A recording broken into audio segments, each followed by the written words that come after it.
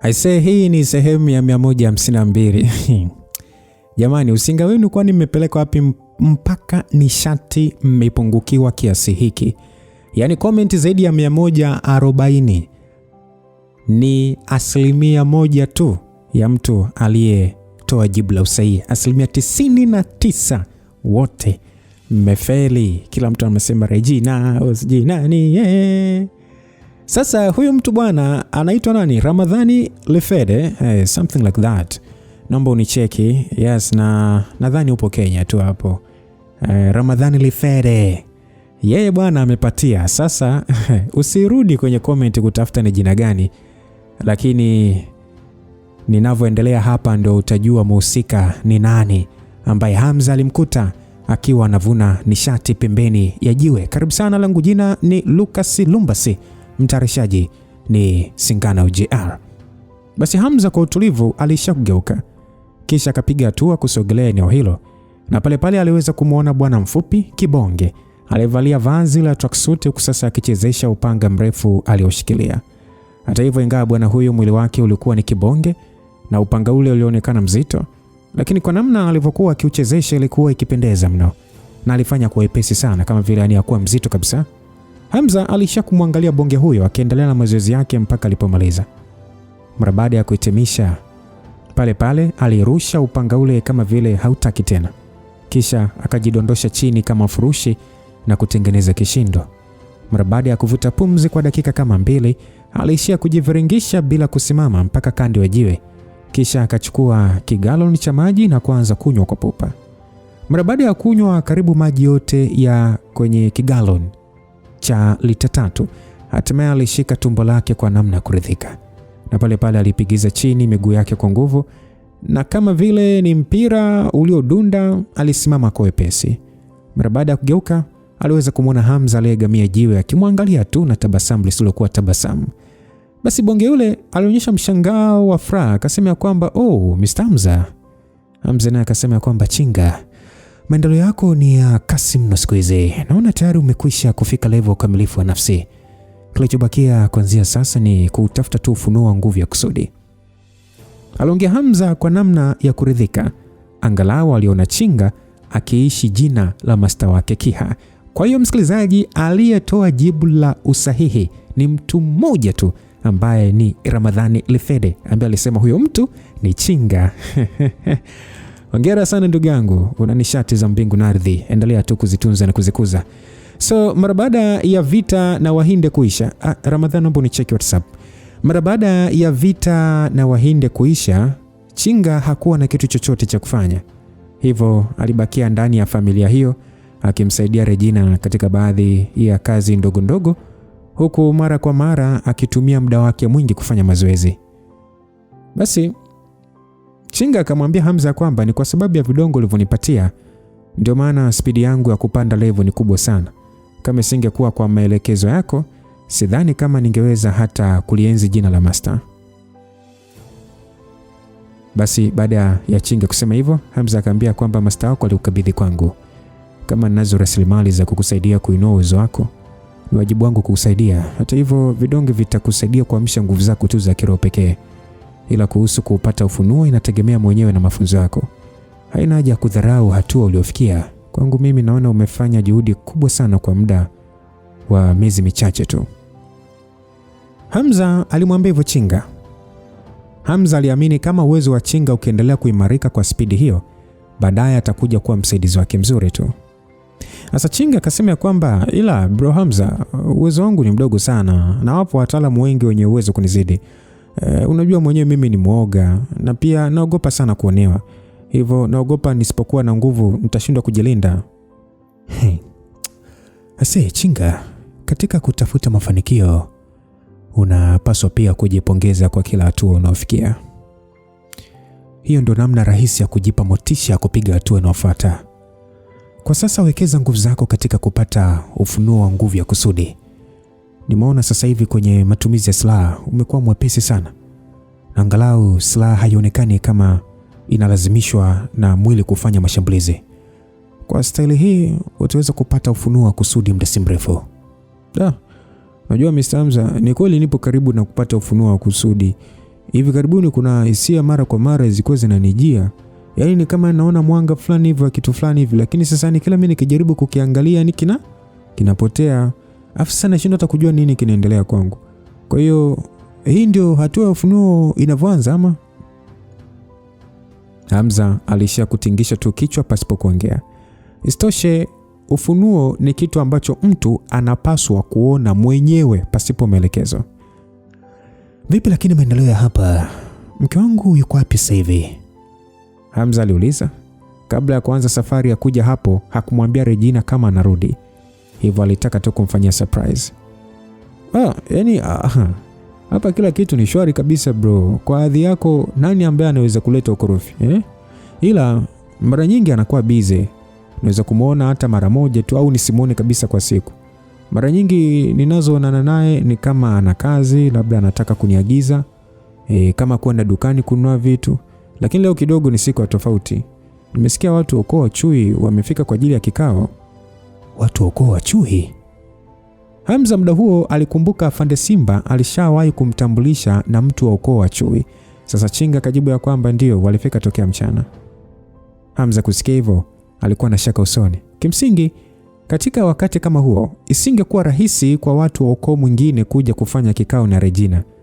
Aliamini lazima kuna jambo la kipekee linaloendelea. Mtu ni tukaangalie kinachoendelea. Hamza aliongea hivyo na pale pale Hamza na Chinga walianza kupiga hatua kuelekea ukumbi wa Kigoda. Hamza mara baada ya kusogelea ukumbi wa Kigoda aliweza kuhisi uwepo wa watu wengi ndani ya ukumbi huo. Kwa umbali aliokuwepo, Hamza pia aliweza kusikia mazungumzo yao. Mara baada ya muda, Hamza alishakumwashiria Chinga wasiingie ndani, wasikilize tu kwa nje kwanza. Sauti ya mwanamume wa makamo ilisikika akisema kwamba Boss Regina, wewe kama kiongozi mkuu wa ukoo, huoni kwamba unakosesha familia ya Wahinde fursa ya kuwa na nguvu kubwa? Basi sauti ya Bi Mwaluli ilisikika ikijibu ya kwamba Mr. Jumbe, kwa sasa familia yetu chini ya usimamizi wa kiongozi wetu mpya wa ukoo ndio kwanza tumekamilisha taratibu za kuunganisha familia ya ukoo wa Dosa na Wahinde. Kila kitu kinaonekana kustawi vizuri tu kwa sasa. Na pia nguvu zetu zinarudi kwa kasi. Hatuhitaji msaada wa ukoo wenu wa Chui katika hili. Basi baada ya Bi Mwaluli kujibu hivyo, yule mzee alicheka. Akasema kwamba Mwaluli, kwa sasa katika ukoo wote wa Kihinde, mzee wa ungu wa kale aliyebakia ambaye yupo angalau level ya ungu wa nafsi ni wewe peke yako. Huoni kwamba familia yenu haiwezi kuchukuliwa kama familia kubwa hapa nchini tena? Hatupingi kwamba Regina kama mkuu wa familia uwezo wake upo vizuri kwenye masuala ya usimamizi. Na katika miezi michache tu ameweza kuinua kipato cha familia na wanaokoo wote kwa jumla. Na kufanya mkoa wote huu kufaidika na juhudi zake. Lakini sababu ya pendekezo hili ni kwa sababu ukoo nyingi kwa sasa zimewekeza zaidi katika kuhakikisha watu wake wanakuwa na nguvu kubwa za nishati. Katika kongamano la kikoo linakwenda kuamua mshindi ambaye atakuwa mlinzi wa mshipa wa simba. Na kuwa katika eneo hilo maana yake ni kuwa katika eneo ambalo lina rasilimali nyingi tu za mtu kuongeza nguvu zake. Hata baada ya kongamano hili kuisha na mshindi kujulikana, koo zitakazobakia zitataka angalau kujiweka katika ngazi ya juu kwa kushikilia rasilimali nyingine za kawaida. Sasa nyie kama ukoo wa damu ya nyimfu, mna kigezo gani cha kuweza kushinda mbele ya ukoo wa Phoenix ikiwa kwa sasa hata baadhi ya familia ndogo za Wangoni haziwaogopi? Ukoo wa Simba tayari hawapo kwenye maelewano mazuri na Hamza, jambo linalowafanya kuwa dhaifu zaidi ya Phoenix. Leo kama hamtaki kuungana na sisi ukoo wa Chui kuimarisha nguvu, mtawezaje kusimama mbele ya familia nyingine? Basi mzee Mfue akajibu ya kwamba pendekezo lenu sio la kuunganisha nguvu, bali mnachotaka ni kututumia. Sasa yule mtu akajibu kwamba samani kwa kuongea hivi, ila kama nikiwa mwazi, kama sio uhusiano mzuri uliokuwepo baina ya familia zetu mbili, kwa nguvu chache mlizokuwa nazo tungeweza kutafuta hata koo nyingine ambayo tungeunganisha nayo nguvu. Mjue fika kwenye kongamano kama mkikutana na sisi hamtakuwa na uwezo wote wa kushinda. Huyo mtu akajibiwa kwamba kama tukishinda au tukishindwa, tatizo lenu liko wapi? Baada ya majibizano hayo, sauti ya Regina ilisikika ikisema kwamba inatosha. Regina aliyekuwa kwenye kiti cha uongozi alimkata kauli mzee Mfue. Sasa Jumbe akasema kwamba nadhani kama kiongozi Boss Regina unajua kufanya maamuzi sahihi ya kunufaisha familia nzima ya Nyimfu.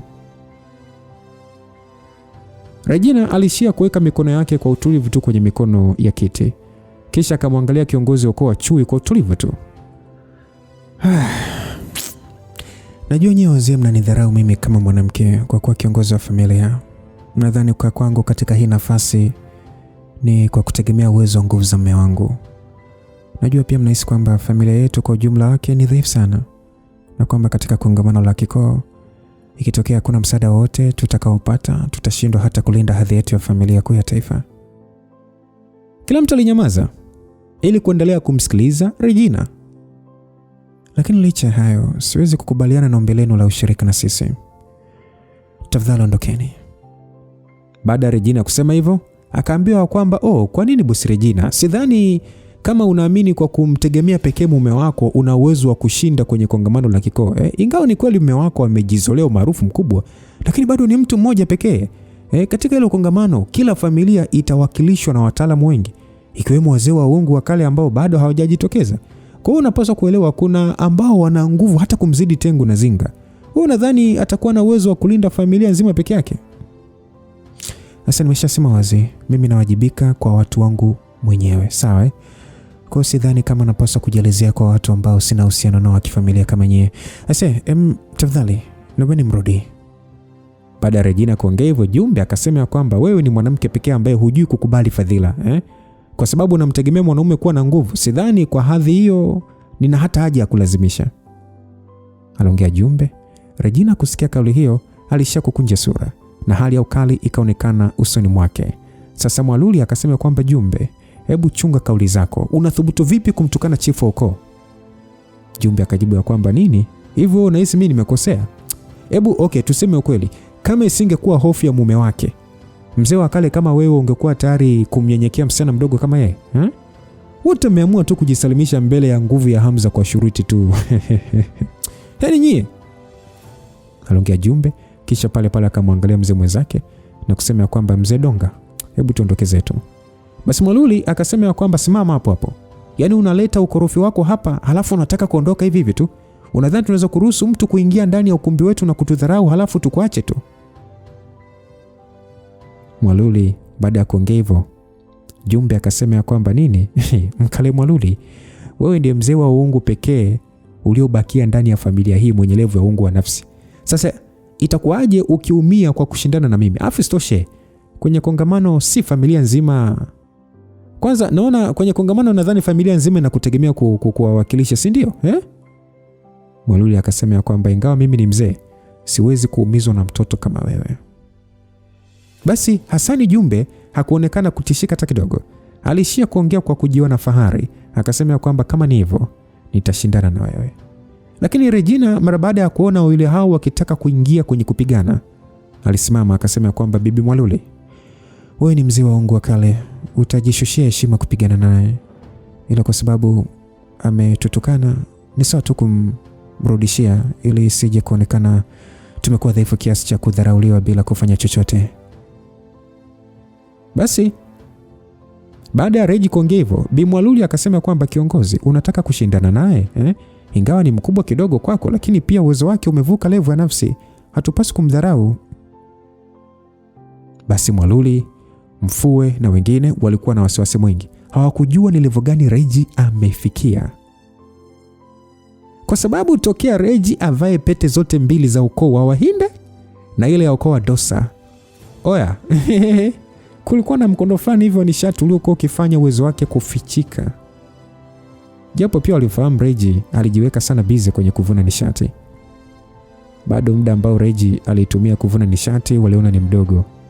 Sasa kupigana na mtu kama Hasani Jumbe ambaye uwezo wake unakaribia level ya uamsho wa nafsi, waliona hata asingeshinda.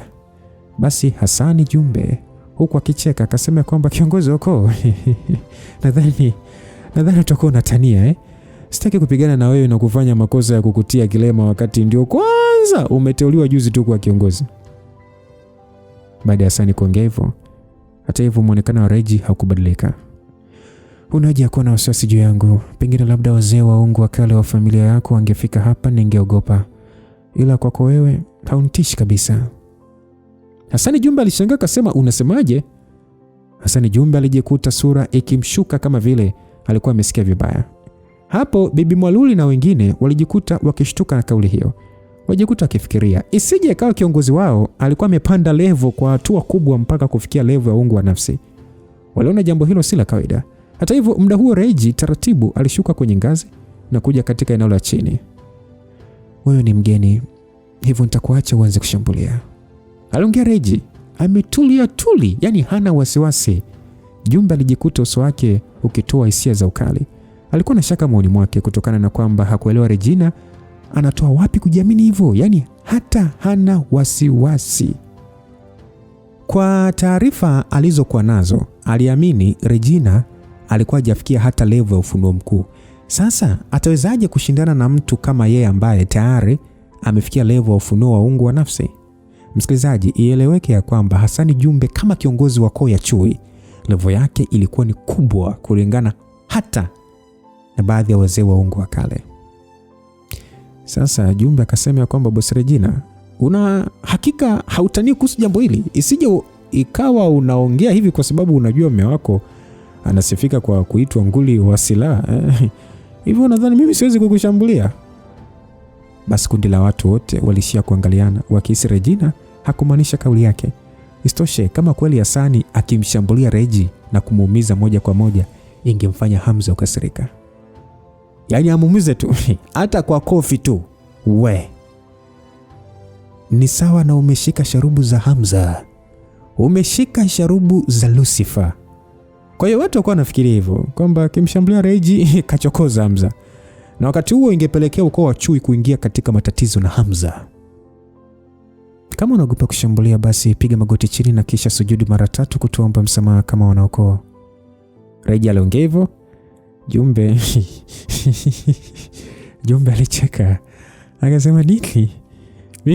Mimi hapa nipige magoti ni sujudu?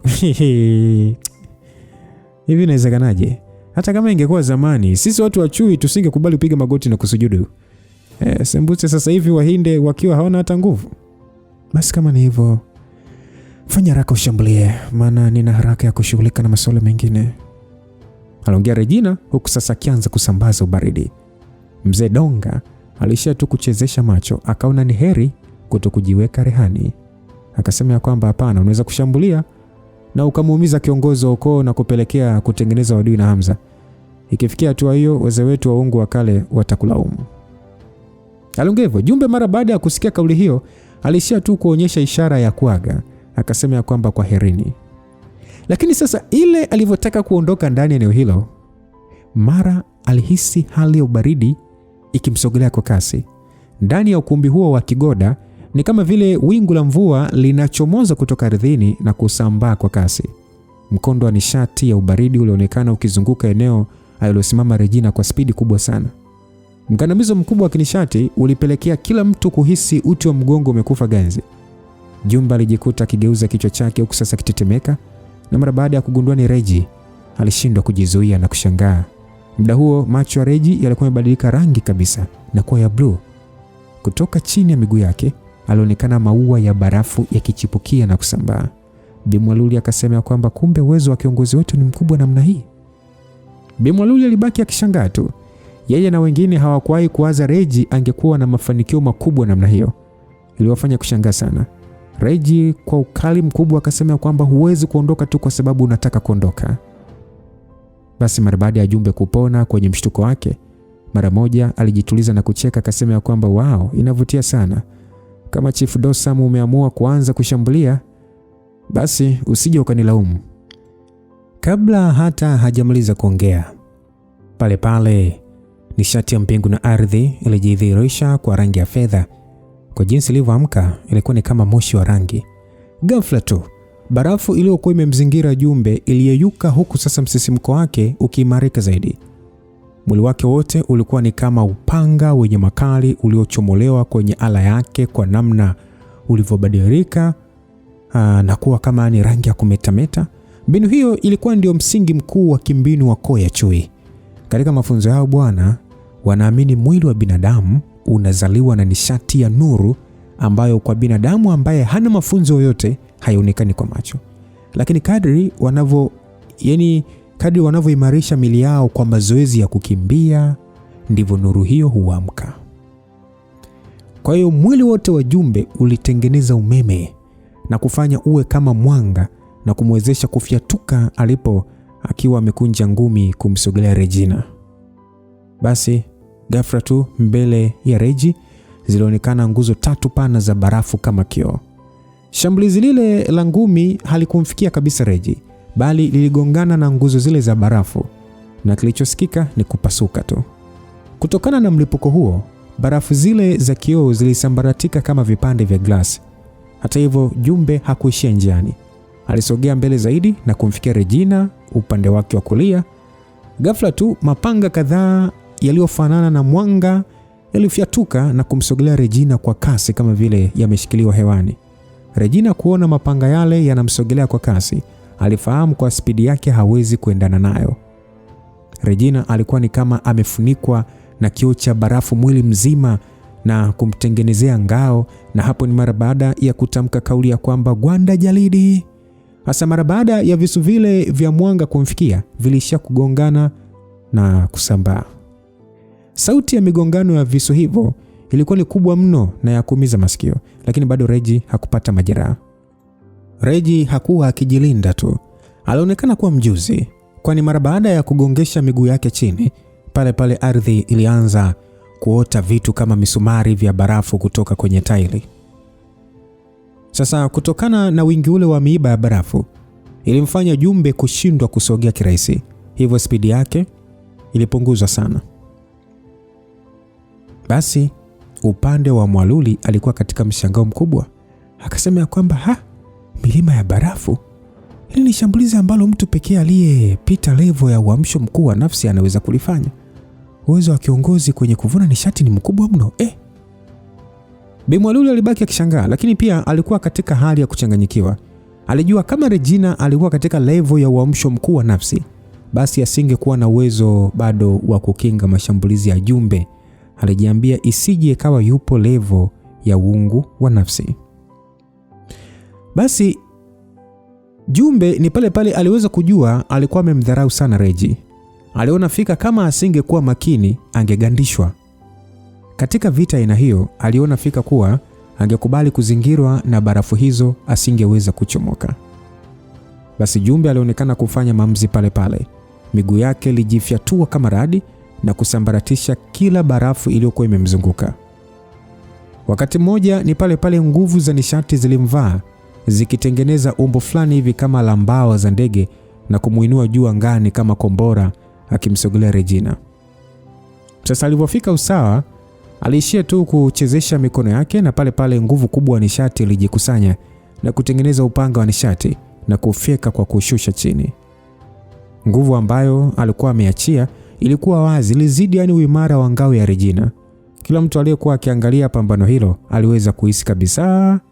Sasa muda huo, wakati watu wa kabila la Kihinde wakiwa katika wasiwasi mkubwa, mara Regi ambaye sasa alionekana kuwa katika hatari, ghafla tu aliinua mkono wake na nguvu kubwa ya nishati ilifyatuka na kwenda angani. Ni pale mkondo fulani wa nishati ya barafu uliokuwa kama kioo kinachopitisha mwanga kidogo au kama glasi hivi, ulifyatuka kutoka ardhini katika muundo wa rula na kupanda juu. Muonekano wake ulikuwa ni kama vile barafu ile ya muundo wa rula ilikuwa ikijaribu kupima anga. Rula ile ilionekana haikuwa pana kabisa, lakini kutokana na uzito wake wa kinishati ilikuwa na nguvu kubwa na ngumu kuvunjika. Mara baada ya mwanga ule wa mpasuko wa anga wa shambulizi la Jumbe kushuka chini na kugusana na rula ile, sauti ya rula ilisikika ni kama kukatika vipande. Lakini hata hivyo, rula ile iliendelea kujichomoza kutoka chini mpaka pale mwanga wa shambulizi la Jumbe ulipokatishwa lote. Matokeo yake, Jumbe aliyekuwa angani alianza kukosa uimara kwa sababu rula ile ilipambana na pressure kubwa iliyomtengenezea udhaifu. Alichokifanya ni kupiga sarakasi ya hewani na kutua chini haraka. Wakati huo akiinua macho yake na kuiangalia rula ile kwa mshangao wa hofu. Ingawa ni wazi alimdharau adui yake, na pia akiogopa kumuumiza Regina, hivyo kushindwa kutumia nguvu zake zote. Lakini nguvu ambazo zilionyeshwa na Regina hazikuwa na utofauti sana na za kwake. Aliona kabisa kama jambo hilo likiendelea ni ngumu kuweza kushinda kirahisi. Ilikuwa ni kwa bahati tu Regina aliondoa nguvu zake na kufanya eneo lote ndani ya ukumbi baridi yake kutoweka mara moja. Sasa Mwaluli, Mfue na wengine wa ukoo walijikuta wakifurahi mno mara baada ya kuona namna ambavyo Jumbe alipelekewa moto. Sasa mzee Mdonga akauliza kwamba Hasani, uko sawa? Jumbe alishia kunyosha tu mkono akiashiria kwamba yuko sawa, na pale pale alishia kuinua kichwa chake na kusema ya kwamba alikuwa makosa yangu. Kiongozi Regina, hakika umejaliwa kipaji halisi. Nitavunja kauli yangu niliyoongea mwanzo na kuomba msamaha kwa kiongozi na kila mwanaukoo wa Kihinde na Dosa. Nadhani taarifa tulizokuwa nazo juu ya ukoo wa damu ya Nyimfu si sahihi. Basi Reji kwa ukali akaambia kwamba ondoka na urudi na ukawaambia wazee wako ya kwamba sisi Wananyimfu hatuhitaji ushirikiano na nyie, lakini bado haimaanishi sisi ni wadhaifu wa kuacha mfanye mnachotaka.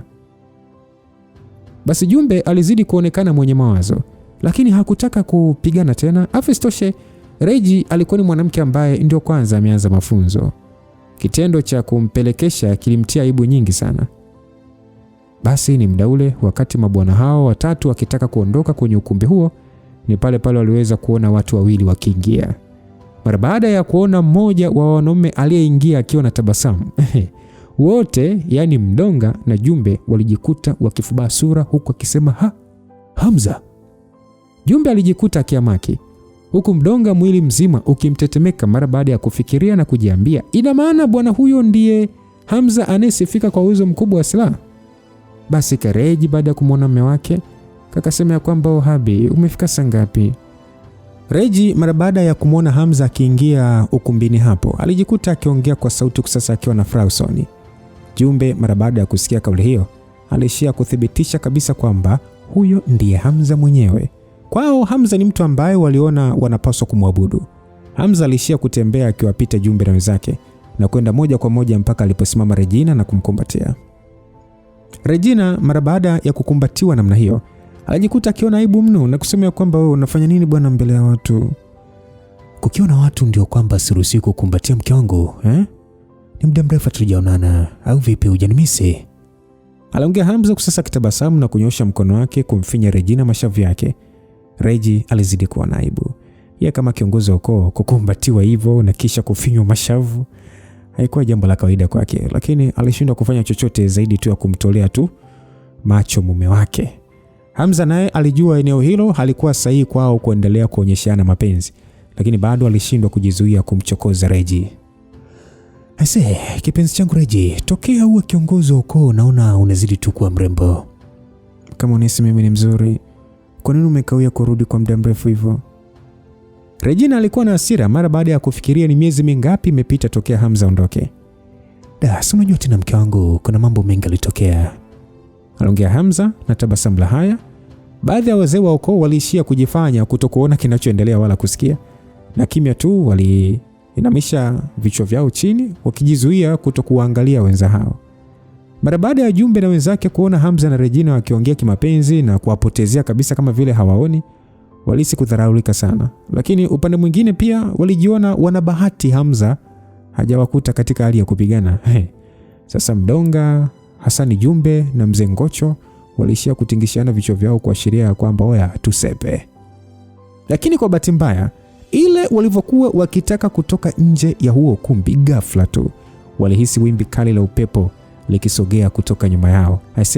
Ilikuwa ni silaha iliyofyatuka kwa umbali wa mita kadhaa na kuwapita, kisha ikakita mbele yao na kuwazuia mabwana hao kuendelea mbele.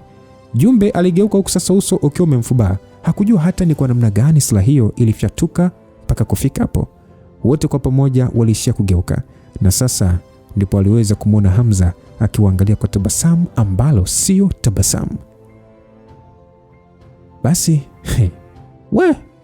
kumbukeni aliyekuwa anapigana na mke wa Lucifer ni nani? Jumbe. Basi bwana Jumbe kwa kiwewe akasema, Hamza, mimi kwa jina naitwa Hasani Jumbe. Tulishawahi kukutana mara moja kabla. Sijui kama unanikumbuka? Hamza akaongea chochote zaidi ya kumwangalia Jumbe kwa macho makali. Jumbe naye sura yake alishia kucheza na alituliza moyo wake kwa kujiambia alikuwa hapo kuwakilisha ukoo wa chui, hivyo haina haja ya kuhofia bwana. Kisha akaongea akasema kwamba jambo hili lina maana gani? Yaani unajaribu kuonyesha uwezo wako mbele ya wawakilishi wa chui? Ninajali kuhusu uwepo wa ukoo wenu wa chui basi. Sidhani kama naweza kuacha hivi tu baada ya kumtukana mke wangu. Yaani mpaka mnafikia hatua ya kupigana kweli? Jumbe akasema kwamba tulikuwa tukipimana tu uwezo tu na sio kupigana kwa kutaka kuumizana. Isitoshe pia nimeomba radhi kwa kiongozi wa ukoo kwa makosa yangu. Ni kipi kingine unataka nifanye? Nadhani itakuwa vyema ukaliacha ili lipite. Mbinu ya mpasuko wa anga ambayo ulitumia ilikuwa ni ya kupimana nguvu. Kama si mke wangu kuwa na nguvu ya kujitahidi kujilinda. Hivi wewe unadhani yaani ni kipi ambacho ulikuwa unakusudia kitokee?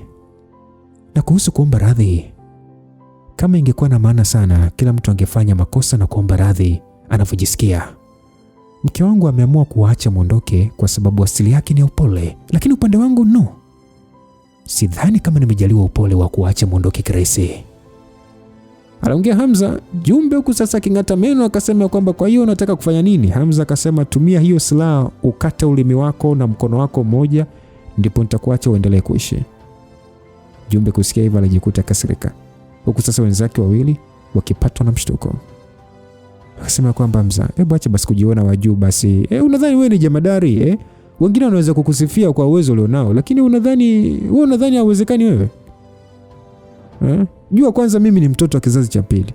Babangu ni Chief Mandawa na mababu zetu wa ungu wa kale ni Sogole na Mkale Jumbe. Kama ukithubutu kunidhuru, moja kwa moja utaingia kwenye wadui na ukoo wote wa chui. Msikilizaji, kila mtu wa upande wa Wahinde na Dosa walikuwa na wasiwasi mno kwa kuona Hamza anakurupuka. Ingawa alifahamu Hamza aliweza kumuua Mkale Zinga, Tengu na hata Chifunda, lakini walikuwa na level za kawaida sana ukilinganisha na Mkale Jumbe na Sogole. Alafu kubwa zaidi, ukoo wa chui ulikuwa mkubwa kwa wakati huo kuliko ukoo wa Simba. Reji alishia kukunja tu sura, lakini hakuongea chochote. Alijua fika ingawa Hamza ni mtu jasiri, sio mtu wa kurupuka, na pia alijua uwezo wake. Hivyo aliona kufanya hivyo lazima tu atakuwa na sababu zake. Hamza hakujali kuhusu mtu huyo alivyoongea, na pale pale akajibu ya kwamba nitahesabu mpaka 3. Usipofuata maelekezo yangu, basi usiondoke. 1 2. Hamza, hivi unadhani mimi Hasani Jumbe naweza kuogopa? Kwa mtu mmoja kama wewe tu, una uwezo gani wa kushindana na ukoo wetu? Kabla hata hajamaliza sentensi yake, Hamza alikamilisha kuhesabu mpaka 3, na pale pale alisogea kama mwanga na kufika mbele ya Hasani Jumbe. Jumbe alihisi ni kama alikuwa ameona mzimu. Alijiuliza kivipi kuwe na mtu mwenye spidi hiyo duniani.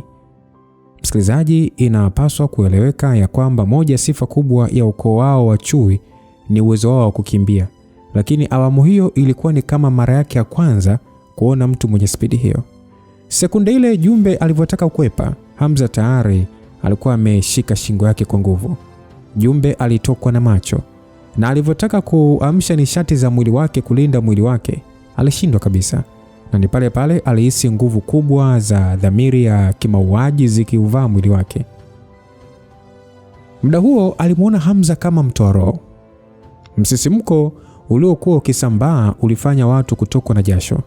Kabla hata hajatoa nguvu zake, uwezo wake ulikuwa kama umedhibitiwa na nguvu ya Hamza. Na kwa kitendo cha mkono wa Hamza kupinda kidogo tu, kulikuwa na sauti mbili za kukatika kwa mishipa. Mtaalamu wa Hasani Jumbe aliyefikia level ya uungu wa nafsi alikuwa ni kama mtu wa kawaida tu. Hakupata hata muda wa kutosha kushtuka kabla ya shingo yake kuvunjika. Hamza naye aliishia tu kurusha maiti yake kutoka kwenye ukumbi huo wa kigoda kama vile alikuwa ni akirusha takataka vile. Kisha pale pale aliwaangalia Ngocho na Mgoda kwa macho makali.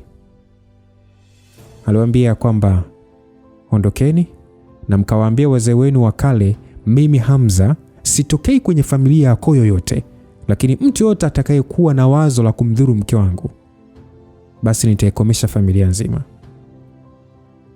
Ngocho na Mdonga walishia tu kuangaliana. Ni kama ujumbe walikuwa wameupata vyema sana, na mara moja hawakutaka hata kuongea na kichaa Hamza. Haraka sana waliokota mwili wa mwenzao na kisha wakaondoka eneo hilo katika hali ya kupaniki. Kila mtu aliyekuwa ndani ya eneo hilo upande wa Wahinde alikuwa katika hali ya hamaniko kubwa.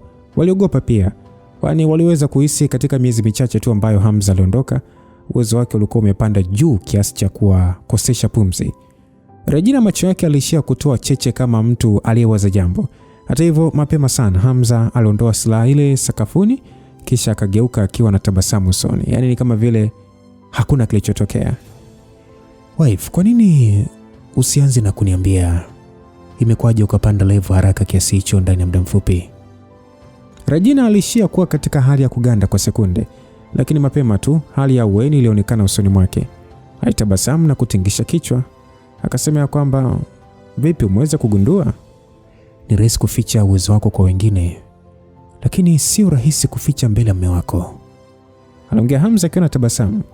Mwaluli na wengine kusikia hivyo walishangaa. Hata wao pia walikuwa na shauku ya kutaka kujua imekwaje Reji akapandisha uwezo wake haraka hivyo, maana ni kama kuna siri iliyokuwa nyuma yake. Reji alionekana kusita kidogo kabla ya kugeuka na kisha kuambia Mwaluli na wengine, akasema kwamba mnaweza kuondoka kwa sasa. Mwaluli na wengine walielewa lazima kungekuwa na siri ambayo hawapaswi kujua, hivyo walishia kujiondoa eneo hilo kwa heshima. Hakuna hata mmoja aliyethubutu kulalamika. Isitoshe, Reji alikuwa kiongozi wao. Waliamini lazima kuwepo siri ambazo kiongozi pekee anapaswa kuzifahamu. Mara baada ya kila mmoja kuondoka, Reji alitembea mpaka eneo la kupanda ngazi kwenda kwenye kiti chake, na kisha pale pale aliamsha nguvu zake za nishati na kutengeneza mpira wa barafu mkononi mwake na kuutumia juu ya paa la ukumbi huo. Ghafla tu paa lile likawa kama lina taa za umeme usio wa kawaida, kwani nishati iliyojidhihirisha kwa rangi ilishuka kutoka juu katika kila pande za ukumbi huo na kutua chini. Kwa kuangalia kwa mbali, ilikuwa ni kama ukumbi huo wa kigoda wote ulikuwa kama sakiti ya kifaa fulani hivi cha kielektroniki. Nishati hiyo ilikuwa ikitembea katika ukumbi huo kwa mchoro maalum. Hamza aliangalia jambo hilo kwa namna ya mshangao na utambuzi. Hili jengo limeunganishwa na safu ya nishati. Mara baada ya Reji kuzima nguvu zake, pale pale safu ile nayo ilizima. Kwa lugha nyepesi, hili ni eneo muhimu zaidi ndani ya miliki hii ya Wahinde. Limejengwa kwa mtindo maalum kwa kutumia mawe ya kale. Huu ukumbi ulijengwa kwa kutumia ramani ya safu ya nishati iliyopewa jina la mkusanyiko wa matendeguu ya nafsi. Ni safu ambayo inamsaidia mdhibiti kunyonya nishati kwa wepesi kutoka kwenye mawe ya kale. Kwa lugha nyepesi, nikiwa ndani ya eneo hili, licha kuwa na uwezo mdogo, nina uwezo wa kuboost uwezo wangu na kuwa mkubwa. Hata hivyo, kwa sasa bado nipo katika hatua za mwanzo za mafunzo yangu ya nishati. Ili mradi tu nikiendelea kukaa katika ukumbi huu na kuongeza nguvu zangu, basi nitaweza kutawala kiini halisi cha safu hii na nitaweza kuvuka madaraja na kufika mpaka level ya uungu wa nafsi. Hamza alijikuta akiwa kama haamini. Alijiuliza, yani safu hii ilikuwa na uwezo wa kufanya hivyo? Okay, inaonekana ndani ya kabila hili la Wahinde kuna siri nyingi sana zilizojificha.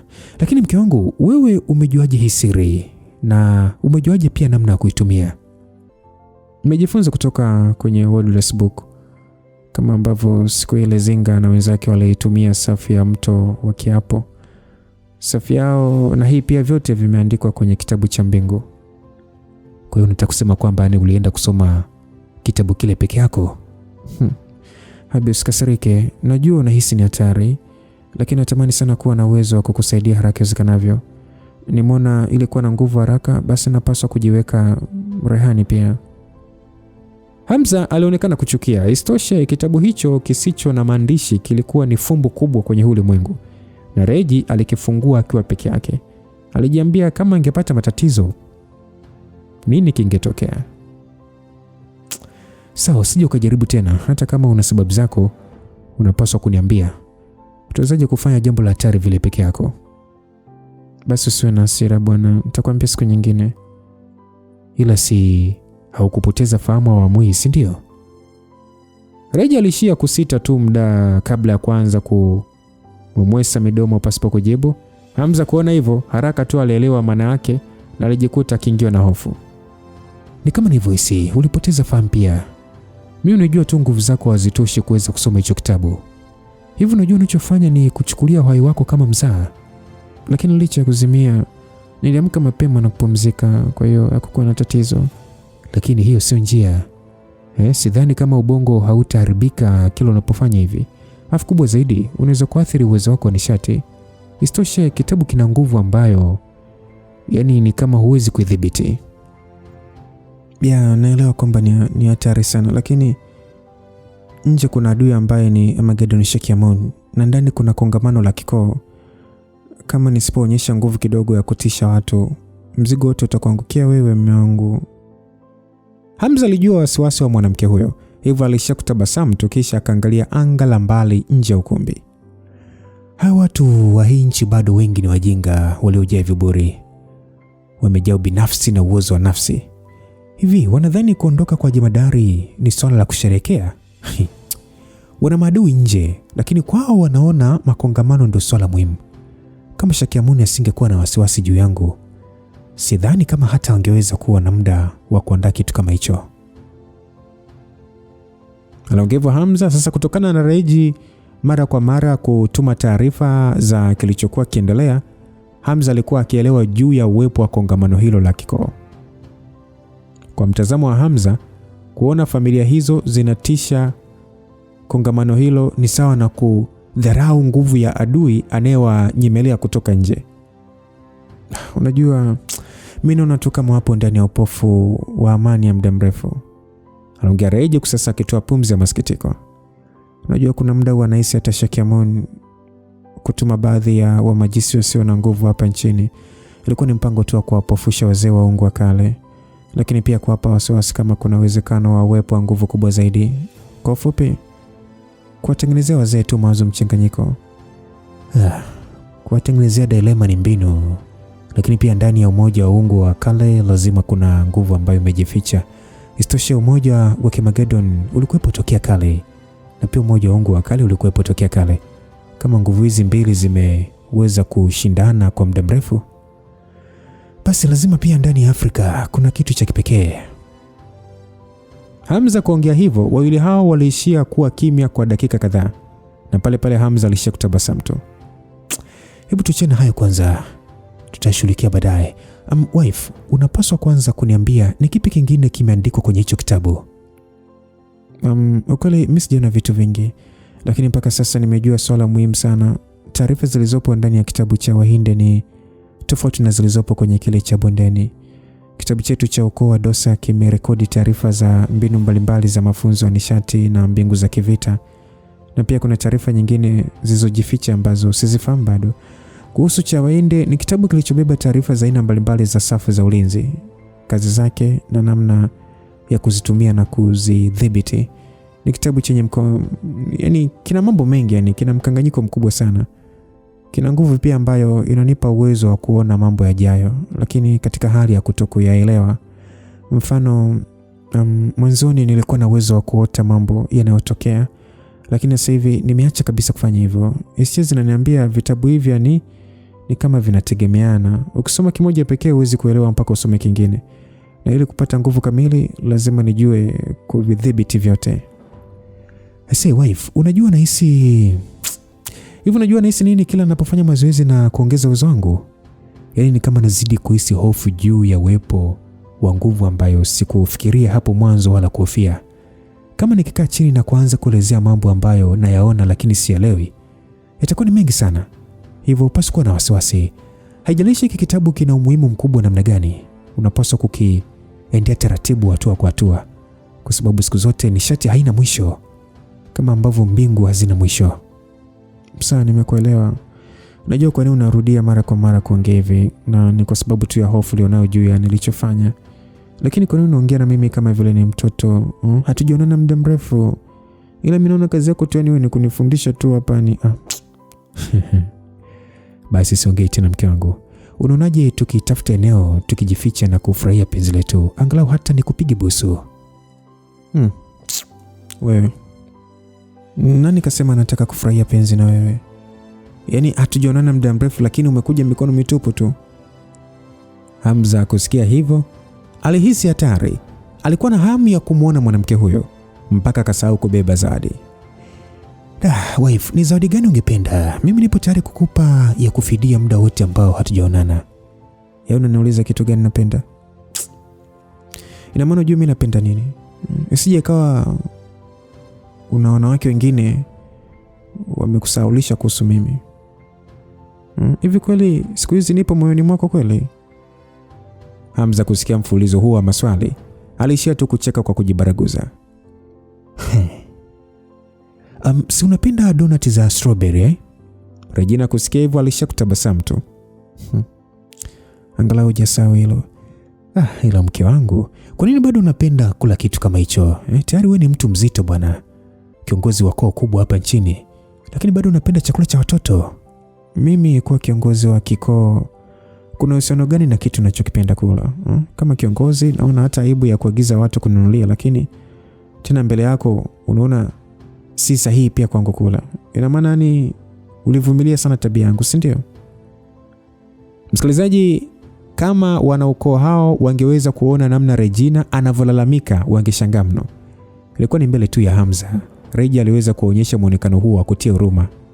Hamza alitamani kucheka, lakini kwa sababu ni mke wake, sababu ya mke wake kuwa na majonzi ya donut, alijizuia.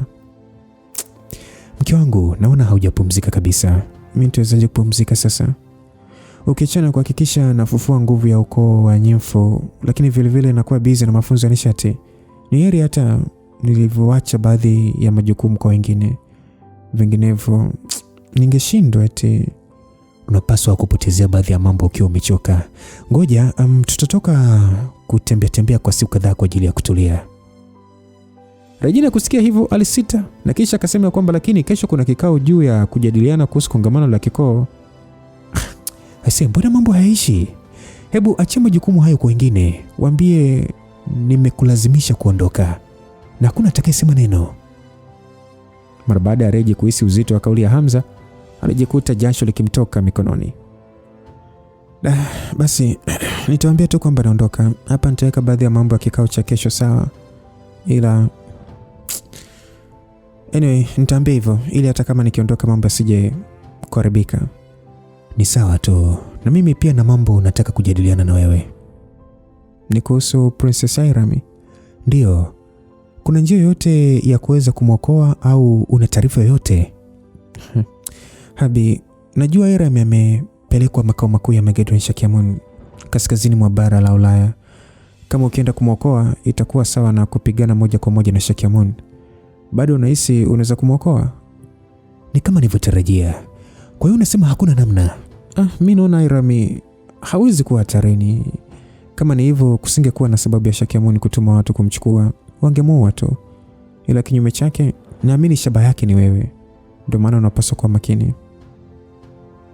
Hamza alitingisha kichwa akiwa na hali ya wasiwasi moyoni, akitumaini mambo hayawezi kwenda katika mwelekeo ambao aliuhofia. Unajua kweli naona tofauti na Irami. Unapaswa kuwa na wasiwasi zaidi juu ya Fiona. Sasa hivi familia ya mzee ipo katika ngoko, na kwa sababu yako kuna chuki kubwa kati ya familia ya Mjema na mzee. Fiona kama mchumba wako kicheo, ingawa hakuna atakayethubutu kumgusa, bado kuna pressure kubwa sana anayopata. Una uhakika hutaki kwenda kumtembelea? Reji aliuliza. Bila shaka Hamza hakumsahau Fiona, na pia alikuwa na hatia juu ya mwanamke huyo. Hata hivyo, tatizo lilikuwa ni kwamba Fiona alikuwa katika makao makuu ya familia kama mchumba wa mtoto wa kwanza wa familia ya mzee. Hamza akienda, iwe ni kwa ajili ya kumchukua au kurudi ndani ya familia, maswali mengi yangeibuka. Wengi pia wangejiuliza nia yake ni ipi kwa familia na kwa Fiona. Kwake yeye pia aliona hata iwe vipi hakuna uwezekano wa kufunga ndoa na Fiona. Hata hivyo alijiuliza kama Fiona akichukuliwa kama hawala wake, je, ingekuwa haki kwake na kwa familia yake? Fiona na familia yake wanaweza wasijali, lakini alijua watu wangembeza sana. Ilikuwa ni ngumu kwa Hamza kufanya maamuzi, kwa sababu akiamua hakuna kurudi nyuma tena. Habi, mimi na wasiwasi mna juu ya Fiona. Ni kweli najua mkanganyiko uliopo, lakini kwa sasa sijali. Nachoweza kukuahidi tu, maamuzi yote utakayoyafanya mimi nitakuelewa tu na sitakulaumu. Hamza mara baada ya kufikiria kwa muda alishia kujicheka tu. Sema, unajua mahusiano kati ya mwanaume na mwanamke ni magumu sana. Hata tofauti na kujiandaa kivita na Magedon. Hebu ngoja nitafikiria hili. Pengine nitapata fursa nyingine kabla ya kufanya maamuzi. Yaani unaongea kama vile unadhani mimi nakutega ili uone aibu ya kutokwenda kumfuata Fiona. Hamza kusikia hivyo alishakumwangalia tu. Isije kawa ndio hivyo. Unaonaje? Hamza alishia kuvuta pumzi ndefu. Alishindwa kabisa kung'amua ni kitu gani Reggie anafikiria. Reggie alishia kutoa tabasamu lililojaa fumbo. Kisha pale pale bila kuongea zaidi, aligeuka na kutoka nje ya ukumbi huo. Hamza alishia kukuna kichwa chake kabla ya kumfuata mwanamke huyo. Kwa muda huo aliona kwanza apotezee. Chinga bado alikuwa akisubiri nje, na mara baada ya kuwaona wakitoka haraka sana aliweka uso wake na tabasamu.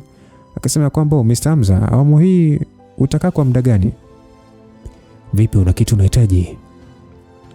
Ukibaki na kunielekeza, ninaamini nitaweza kuingia level nyingine. Unapaswa kutegemea uwezo wako binafsi kupanda level nyingine. Nimeshaongea nilichopaswa kuongea, na pia siwezi ukaa hapa sana. Unaweza kwenda mjini au maporini huko kuzurura.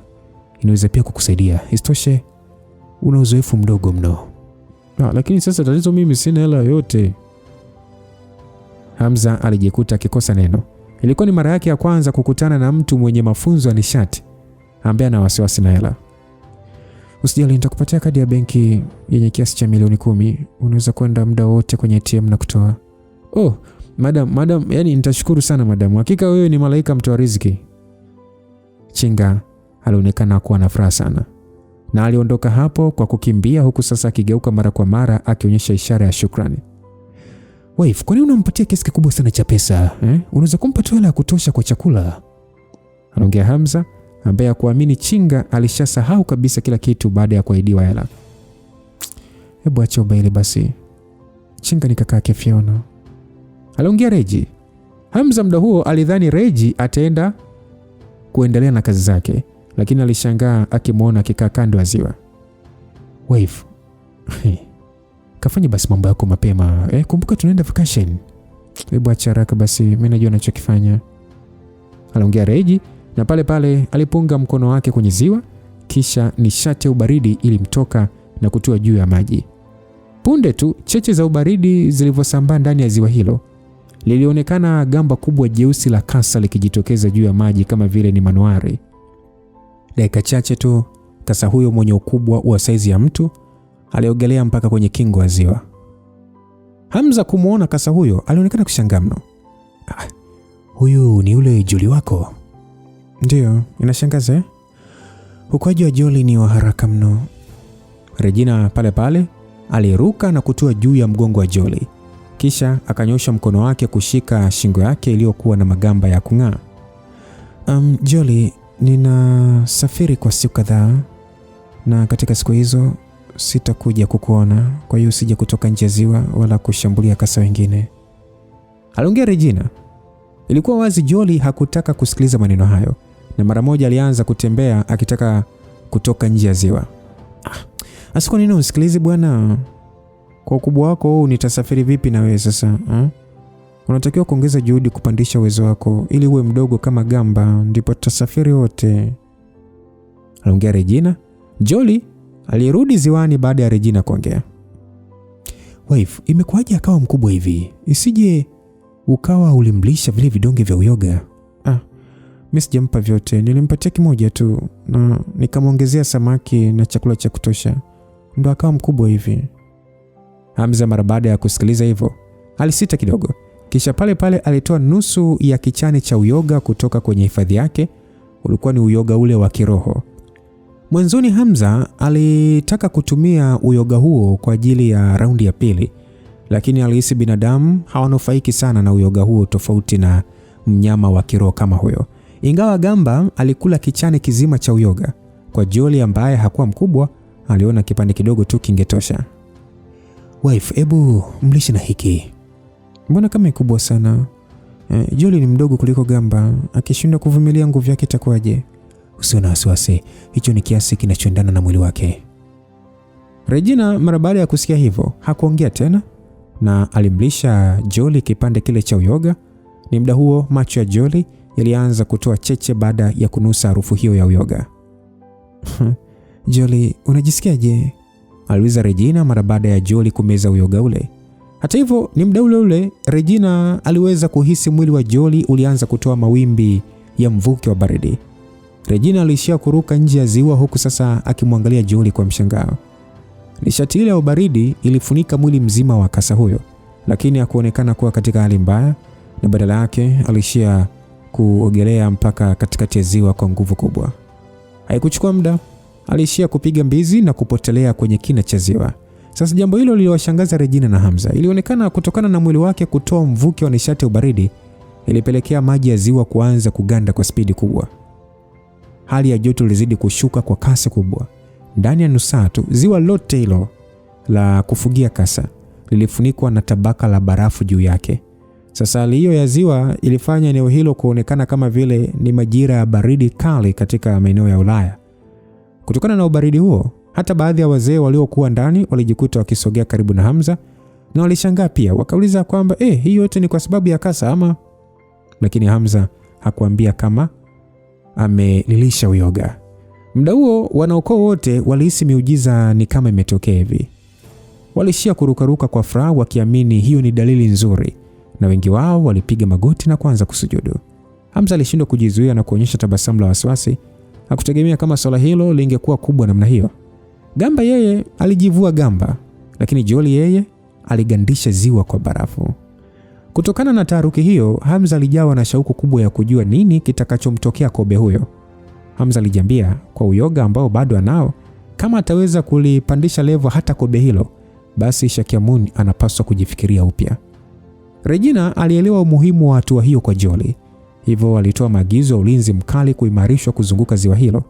Ingawa aliona uwezekano ni mdogo, bado alipaswa kuongeza makini. Baada ya usiku mzima kupita, hatimaye Regi aliweza kukamilisha mambo yake aliyohitaji kuweka sawa. Kilichompa wasiwasi Hamza ni kwamba hakuwa na uelewa gamba alikuwa eneo lipi la mbuga za wanyama.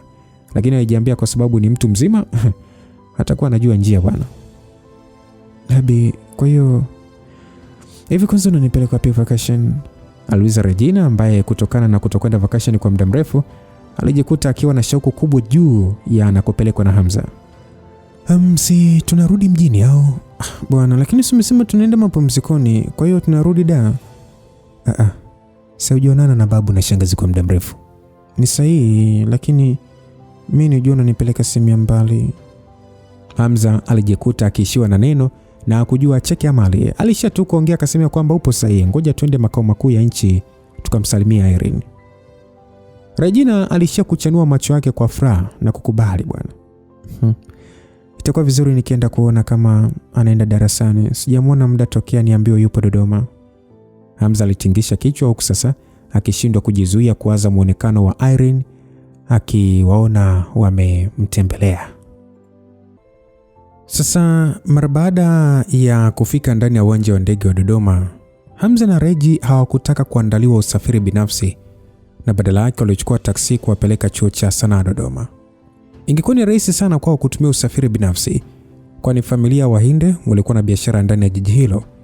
Pia kampuni ya Regi ilikuwa na matawi hapo makao makuu ya nchi, lakini waliona uvivu wa kuendesha na walitaka zaidi kufanya safari yao hiyo kuwa ya kibinafsi.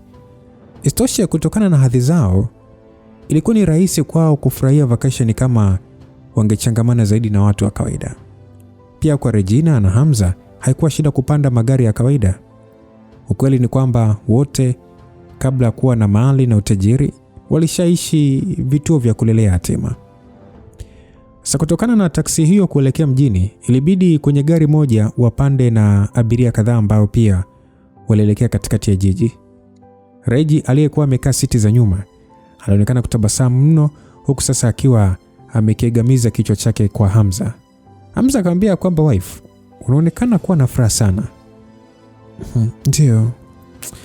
Yanajikuta nikiwa na utulivu wa akili, ni kama vile nimerudi kwenye maisha niliyoyazoea, kama wakati ule kule Dar tulivyotoka asubuhi kwenda kazini pamoja.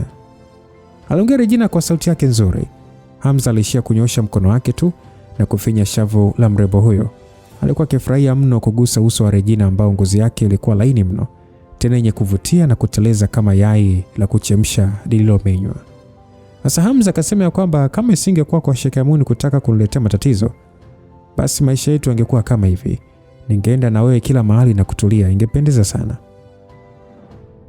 Basi Reji alishakumwangalia tu Hamza kwa macho yaliyojaa hali ya kusawijika. Habi, ukweli mimi nadhani pengine tunaweza kujadiliana na Magedon Sheikh Amun kuliko kutaka kupigana ili kumuua. Kwamba unataka kumaanisha nini? Mimi nimejaribu kufikiria tu na kuchambua hili. Magedon Sheikh Amun anachohitaji ni mshipa wa simba ama madini ya kale ambayo yanalindwa na watu wa Ungu wa kale. Kwa sababu hauna mpango wa kurudi kwenye ukoo wako na wala huna muunganiko wa moja kwa moja na nchi hii, unaweza kukutana tu na Sheikh Amun kisha ukamwahidi kutokuingilia mambo yake na watu wa Ungu wa kale. Na yeye aache kutusumbua. Nadhani tunaweza kuishi pamoja bila tatizo lolote. Mimi naamini kwa Sheikh Amun watu wake ambao aliwaua hawana umuhimu sana kwake pia.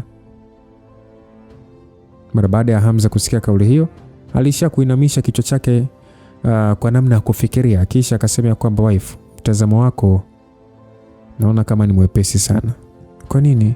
Au nadhani Sheikh Amun hawezi kuamini kama hutojiingiza kwenye masuala yako ya asili yako? Wife, hivi unadhani Magedon Sheikh Amun na mmoja wake wote, wazee wa Ungu wa kale au taasisi za siri za ulimwengu wa giza, wanajali sana kuhusu majina na vyeo walivyonavyo ndani ya ulimwengu huu kama kitu muhimu sana? Kama unadhani hivyo, unakosea sana.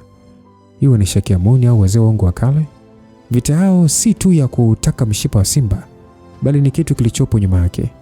Hii ni vita ya rasilimali, kama ilivyo zamani wakoloni walivyotawala Afrika. Sawa, lakini kitu kilichopo nyuma ya mshipa wa simba, yaani unazungumzia nguvu ya nishati ya kiroho inayobebwa na haya madini ya kale au?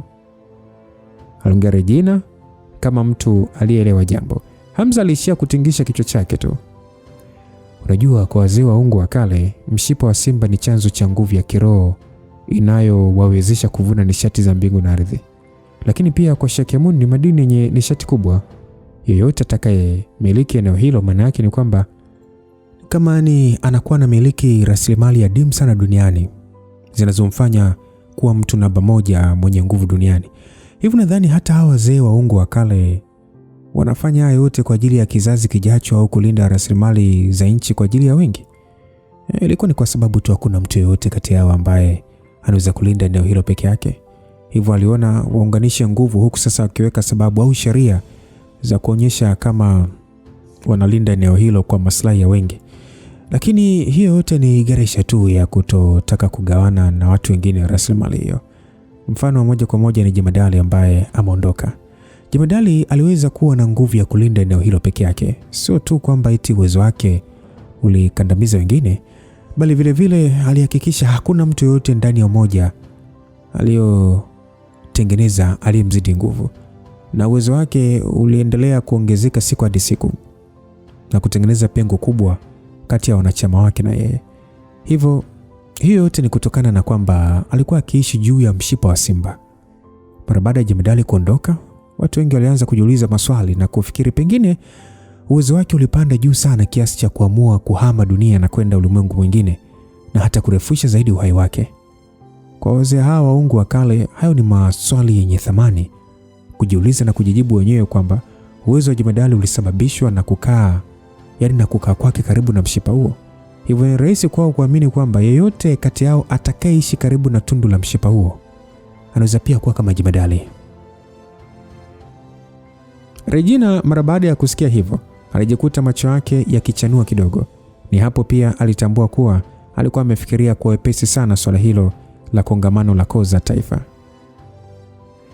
Sasa hebu fikiria kwa mtazamo huo. Kwa mfano, baada tu ya kuondoka kwa Jemadali, koo zinashindana kushikilia eneo hilo. Vipi upande wa Sheikh Amun? Unadhani yeye anafikiriaje? Bila shaka naye ataamini mshipa wa simba ni kitu muhimu sana. Damu za Ungu wa kale hazikuwakilisha ubora au heshima ya kifamilia, wala hazikubeba nguvu yoyote machoni mwa Magedon, bali zinawakilisha uwezekano wa mtu yoyote ndani ya urithi huo wa damu kuweza kuvuka vizuizi vya asili na pengine kupata uhai wa milele na labda kuwa mtawala wa dunia na ulimwengu kwa jumla. Kwa hivyo mke wangu, kauli yako ni sawa na kuniambia nimfuate Shakiamun na kumwambia kwamba baba Shakiamun, mimi Hamza mzee sitaki kuwa mtu mwenye nguvu sana duniani wala kuishi milele, kwa sababu nataka kuishi maisha ya kawaida na mke wangu pamoja na watoto tutakaowazaa. Hivyo nakuomba tafadhali, nipo chini ya miguu yako, usinifanye chochote.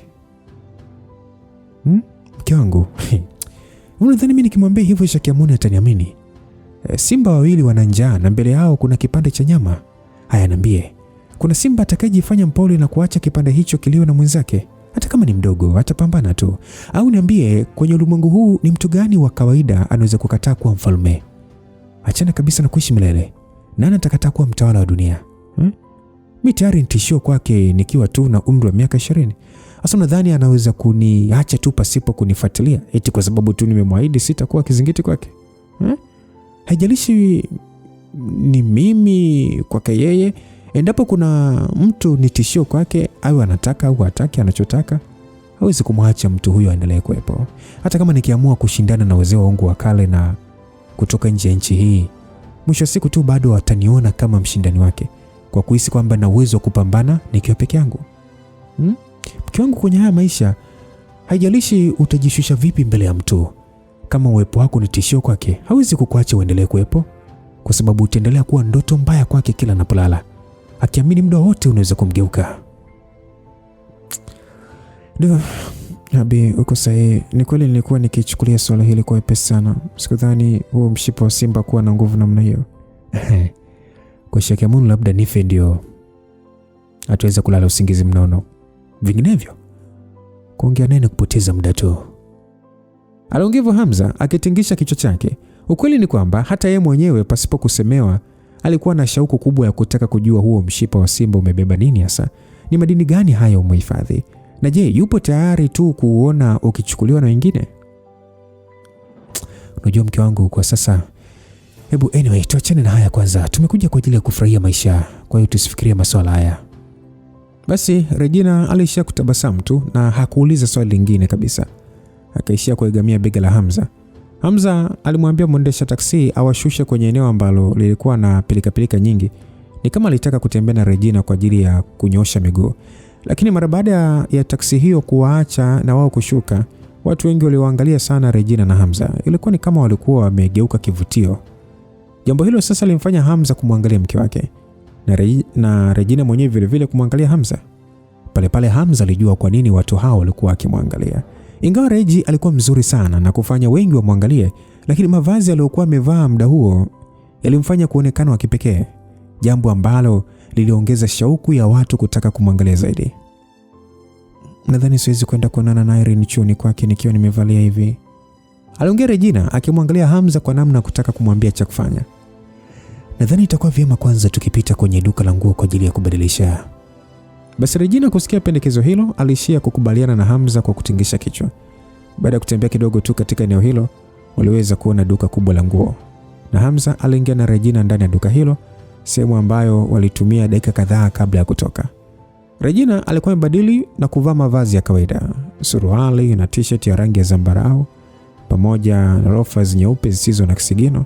Muonekano wake huo mpya uliwafanya watu waliomuona akitoka wajiulize ni mwanachuo chuo kipi hapo mjini. Walimuona akiwa mzuri kuliko hata waigizaji au watu maarufu waliowafahamu. Ukweli ni kwamba mavazi hayo yalimfanya Regina ajisikie tofauti kabisa, kwa sababu ni muda mrefu sana hakuwa amevaa mavazi ya namna hiyo mepesi ya kumfanya onekane wa kawaida. Habi, hivi unadhani nafaa mimi kuvaa hivi? Unamaanisha nini? Wakati umeonekana mdogo mara baada ya kuvalia hivyo. Kwani mimi niko nimezeeka? Nakutania tu mke wangu. Kwa muonekano wako huo wa kishule umenifanya nionekane kama mjomba wako, aliongea Hamza, jambo lilomfanya Regina macho yake ajazwe na furaha. Mtoka hapa, mimi siamini neno lolote unalosema, aliongea Regi, na Hamza alishia kutoa kicheko cha pumzi tu. Wawili hao mara baada ya kutoka kwenye duka la nguo waliita taksi ambayo iliwachukua moja kwa moja mpaka kwenye hoteli waliopanga kufikia. Mara baada ya kufika ndani ya hoteli, walichukua kadi za chumba chao na moja kwa moja wakaingia. Kisha wakaweka baadhi ya mizigo yao chini. Hamza aliangalia kitanda kikubwa kilichokuwa ndani ya chumba hicho na akaanza kuhisi ajabu kidogo. Alijiambia ni muda mrefu sana tangu alale na Regina kitanda kimoja. Hata hivyo alijiuliza, alikuwa kwenye mahusiano ya ndoa na Regi kwa zaidi ya mwaka. Lakini je, hata mara moja au mbili tu ulizolala pamoja zinahesabika kweli kama kulala pamoja?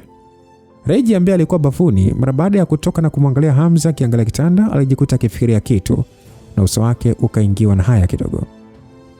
Mume wangu, si ndio tunaenda? Aliuliza Regina akimaanisha kama wanaelekea chuoni, maana walikuwa hapo kwa ajili tu ya kuweka mizigo. Hamza alishia kuketi kwenye kitanda hicho kisha akamwashiria Regina ni kwamba asogee. Hebu sogea kwanza ukae kwenye miguu yangu hapa nikumbatie. Regina kuambiwa hivyo, alisogea kwa adabu kisha akakaa kwenye miguu ya Hamza. Sasa Hamza mkono wake mmoja ulikuwa umeshikilia tu kiuno cha Regi. Muda huo aliweza kabisa kuhisi manukato mazuri kutoka kwenye mwili wa Regi. Alipotazama uso wa mwanamke huyo kwa karibu, aligundua hakukuwa na dosari hata kidogo. Ngozi yake ilikuwa ni nyororo mno. Uso wake ulikuwa ni zaidi ya mlaini. Ni kama ua linaloanza kuchipua. Pumzi za Hamza zilianza kwenda kasi. Alisogeza mkono wake juu na kumshika Regi mgongoni karibu na shingo, na Regi alianza kuhisi kitu. Alijikuta tu akifumba macho yake taratibu, kusasa nyusi zikimcheza kwa wasiwasi. Ni muda mfupi tu wawili hao walijikuta wakipeana bonge moja ya kisi, jambo lilomfanya hata Regi mwenyewe pumzi zake kuanza kutoka kwa shida. Utafikiri ni mtu ambaye ni hewa ni kama imemwishia hivi. Mara baada ya kama dakika 10 hivi, Hamza alimwachia Regi kisha akavuta pumzi na kumwambia kwamba tondoke sasa. Regi kusikia hivyo, uso wake ulionekana kushikwa na aibu fulani hivi za kike, lakini pia kulikuwa na hali fulani hivi ya kukatishwa tamaa moyoni mwake.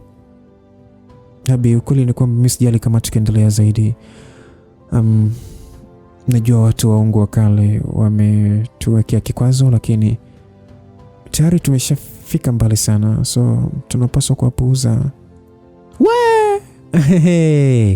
Hamza alitoa macho. Hakuamini kama leo hii Regi kautaka mtoto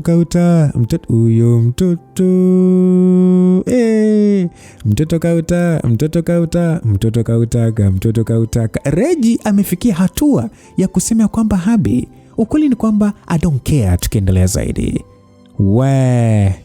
Na anasema kwamba najua watu waongo wa kale wametokea kikwazo, lakini tayari tumeshafika mbali sana, so I don't care tukiendelea zaidi. I say kilichotokea humo ndani. Kumbuka Hamza amevumilia almost mwaka mzima, alafu leo amepata nafasi ya kuambiwa na mtoto mwenyewe kwamba Happy, I don't care kama tukiendelea. Msikilizaji, naomba tuishie hapa kwa sababu kilichoendelea naomba ni stop kuishia hapa, alafu tukutane sehemu inayokuja ili tufahamu sasa show ilivyokwenda na kilichotokea humo ndani, ama Regi alichokuja kumfanyia Hamza. Oya. Hatimaye mliokuwa mnasubiri kumekucha jamani, sawa kumekucha. Niseme tu ya kwamba God be with you till we meet again. Msimuliaji wako alikuwa ni mimi Lucas Lumbas. Nawapenda sana. Bye bye.